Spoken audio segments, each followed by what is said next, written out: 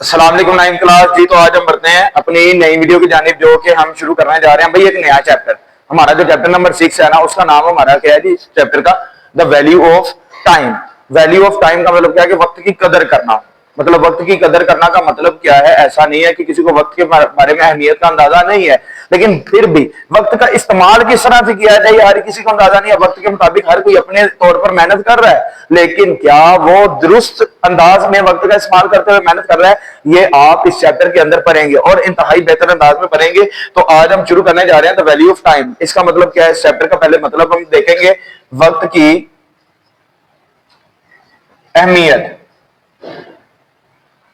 हम बगैर किसी भी तरह के वेस्टेज ऑफ टाइम की हम अपने चैप्टर की ट्रांसलेशन की तरफ बढ़ते जाएंगे। ये याद रखिएगा। इसका पैरा नंबर 1 है जो हम इसमें देखेंगे कि एक लड़के की कहानी बताई गई है जो कि इंतहाई मेहनती भी है, हार्डवर्किंग करता है, लेकिन उसे अपने वक्त को मुनज़्ज़म करने का अंदाजा नहीं है कि किस तरह से टाइम को मैनेज किया जाए और किस तरह से टाइम को देखा जाए। तो यहाँ पे हम देखेंगे कि वक्त को मुनज़्ज़म करने की अहमियत क्या है और किस तरह से हम अपने वक्त को जो है मुनज़्ज़म करते हुए अच्छे अंदाज में कामयाबी समेट सकते हैं। तो बढ़ते हैं हम इसकी ट्रांसलेशन की जानिब। तो पैरा नंबर 1 है, इसकी रीडिंग शुरू करेंगे। रीडिंग के साथ साथ आपको डिफिकल्ट वर्ड्स को जो है ना अंडरलाइन भी करना है, ये आपको याद रखना है हमेशा की तरह।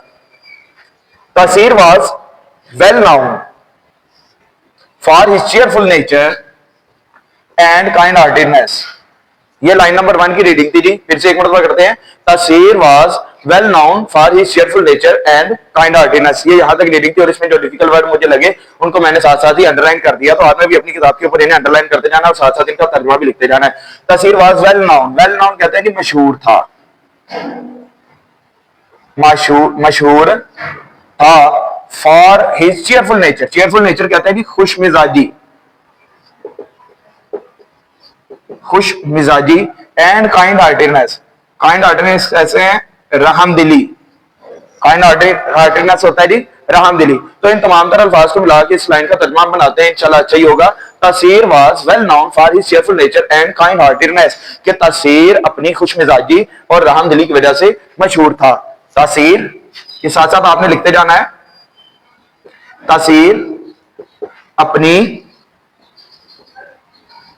खुश मिजाजी और रहमदिली की वजह से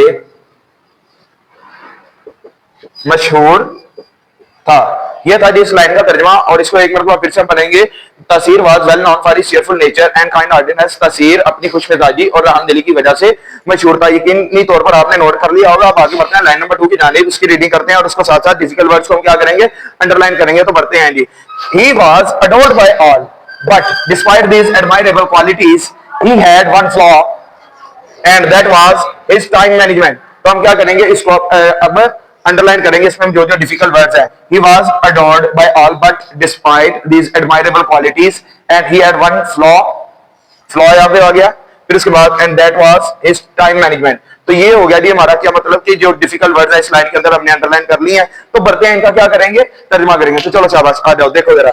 ही वाज अडोर्ड। अडोर्ड कहते हैं अजीज, प्यारा, जिसे कहते हैं ना लाडला, ठीक है? तो वो है। बट बाय ऑल सबका, वो यानी कि सबका अजीज था। He was adored by all, वो सबका अजीज था। बट डिस्पाइट, डिस्पाइट कहते हैं के बावजूद, डिस्पाइट कहते हैं के बावजूद these admirable qualities. Admirable qualities को कहते हैं काबिले तारीफ खूबियां। काबिले तारीफ खूबियां, एडमायरेबल क्वालिटीज, काबिले तारीफ खूबियां। ही हैड वन फ्लॉ। फ्लॉ का मतलब है जी खामी, खामी। तो आगे बढ़ते हैं। And that was his time management. Time management का मतलब होता है वक्त को मुनज़्ज़म करना, वक्त को मुनज़्ज़म करना। तो ये डिफिकल्ट वर्ड्स के तो हमने मायने लिख लिया। अब क्या करते हैं? इस लाइन का तर्जुमा करते हैं। तो चले आ जाए जरा, शाबाश जरा मिलके जरा। He was adored by all but despite these admirable qualities. But despite these admirable qualities, he was adored by all, वो सबका अजीज था। तो लिखे यहां पे वो सबका अजीज था। बट लेकिन, बट लेकिन these admirable qualities, despite these admirable qualities in काबिले तारीफ खूबियों के बावजूद, but despite these admirable qualities, लेकिन इन काबिल तारीफ खूबियों के बावजूद ही हैड वन फ्लॉ, उसमें खामी थी, उसमें एक खामी थी, एंड दैट वाज, और जो के, एंड दैट वाज, और जो के इस टाइम मैनेजमेंट, वक्त को मुनज़्ज़म करना थी, जो के वक्त को मुनज़्ज़म करना थी। जी, ये था लाइन नंबर 2 का तर्जुमा। और अब हम क्या करेंगे, आगे बढ़ेंगे और इसी लाइन का दोबारा से एक मरतबा तर्जुमा रीड करेंगे ताकि हमें आसानी से हमें क्लियर हो जाए कि समझ आया कि नहीं आया। साथ साथ आपने मैसेज भी करते जाना, भाई क्लियर हो गया, ओके है, समझ आ गई है, नहीं कमेंट बॉक्स को खाली नहीं कभी भी आपने छोड़ना। He was adored by all, but despite these admirable qualities, he had one flaw, and that was his time management. वो सबका अजीज था, लेकिन इन काबिल तारीफ खूबियों के बावजूद इसमें एक खामी थी, और जो कि वक्त को मुनज़्ज़म करना थी। ये था जी हमारा लाइन नंबर 2 का तर्जुमा। तो लाइन नंबर 3 और आखिरी लाइन, इस पैराग्राफ की आखिरी लाइन है, इसको भी हम कवर करते हैं ताकि हमारा ये पैराग्राफ खत्म हो जाए। He was terribly weak in managing his time. He was terribly weak in managing his time. तो यहाँ पे देखें कि एक तो terribly आ गया, weak आ गया, मैनेजिंग ये तो फिर वही आ गया ना, हम इसे दोबारा से कर लेते हैं। और ये अंडरलाइन करने का मतलब क्या है, ये वो वर्ड्स हैं कि जिनके आपने लाजमन तौर पर स्पेलिंग याद करना है, जो कि आपके पेपर पोर्शन में आते हैं। 4 नंबर की करेक्ट स्पेलिंग का पोर्शन आता है 9th क्लास, ये याद रखिएगा, इसमें 4 नंबर का करेक्ट स्पेलिंग का पोर्शन आता है जो कि आपको आना चाहिए। ठीक है, ये साथ साथ याद करते रहेंगे तो आसानी से आपकी पूरी बुक की तैयारी हो जाएगी। तो कोशिश करते हैं, आगे बढ़ते हैं। ही वाज टेरिबली, टेरिबली का मतलब होता है बहुत ज्यादा, बहुत ज्यादा, वीक, कमजोर, वो बहुत ज्यादा कमजोर था इन मैनेजिंग, मुनज़्ज़म करने में,